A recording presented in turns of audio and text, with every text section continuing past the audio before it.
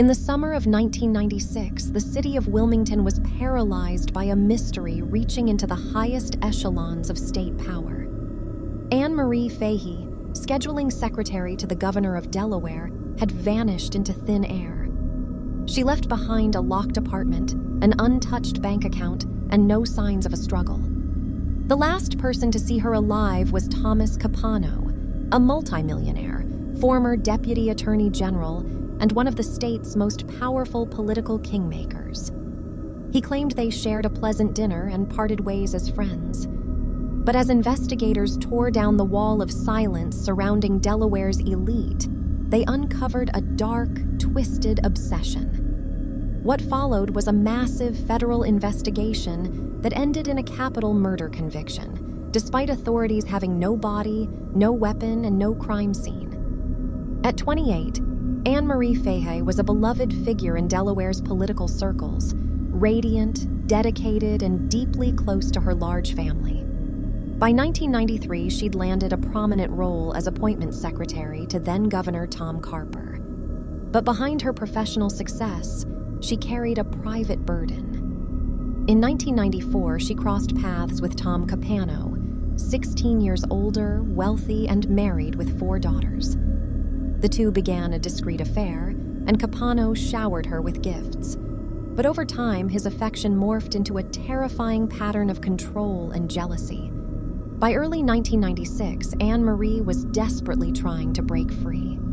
On June 27, 1996, Marie agreed to meet Capano for dinner in Philadelphia, hoping it would finally bring closure. The restaurant server later recalled an unsettling scene. The two sat in heavy silence, and Marie looked gaunt and somber. Capano claimed he drove her home afterward, kissed her goodbye, and watched her walk inside. No one ever saw or heard from Marie Fahey again. 2 days later, her family found her purse, keys, and groceries untouched in her apartment. They reported her missing on June 30th. Because of Capano's political influence, local authorities hit roadblocks, so the FBI stepped in, organizing a task force with local police, the IRS, and the ATF. Agents searched Marie's apartment and found her private diary, which detailed Capano's chilling psychological grip over her. She flatly called him a jealous maniac. A search of Capano's home, though meticulously cleaned, turned up tiny bloodstains on a radiator cover. In a brilliant forensic maneuver, the FBI matched it to a blood plasma sample Marie had donated weeks earlier. The blood in Capano's home was hers.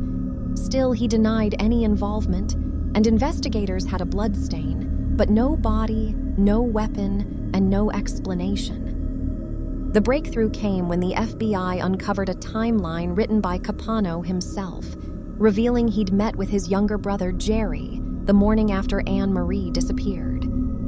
Agents pressured the Capano brothers until the family's silence shattered. In November 1997, Jerry broke. He confessed that a panicked Tom Capano had shown up at his house the morning after, demanding to borrow his fishing boat, admitting he'd killed someone he claimed was trying to extort him. Jerry helped carry a marine cooler onto the boat, and the two sailed 62 miles out before dumping it overboard. When it wouldn't sink, Tom pulled Marie's body out, weighted her with anchor chains, and sank her into the ocean, then shot the empty cooler, which drifted away and was later recovered by a fisherman, becoming crucial evidence. A third brother, Louis, admitted he'd helped destroy a blood-stained sofa and carpet from Tom's home. Capano was arrested and charged with first-degree murder. Even facing his brother's testimony, his arrogance didn't waver. He eventually claimed his mistress, Debbie McIntyre, had accidentally shot Marie in a jealous rage, and he'd merely covered it up. McIntyre took the stand and denied it. The story collapsed. The trial lasted nearly 3.5 months and captivated the nation. Prosecutors proved Capano was a rejected lover who methodically planned the murder when he lost control over Marie. The jury found him guilty of first-degree murder. He was initially sentenced to death. appeals later converted it to life without parole. He died in prison in 2011. The conviction marked a historic milestone in Delaware law, the first capital conviction ever secured without a body or a definitive murder weapon. Marie Fahey's body was never recovered, but her story endures as a stark reminder of the hidden dangers of control, obsession, and emotional abuse. If you want stories like hers told with dignity and depth, consider subscribing. Let me know your thoughts in the comments. Stay safe, look out for one another, and I'll see you in the next video.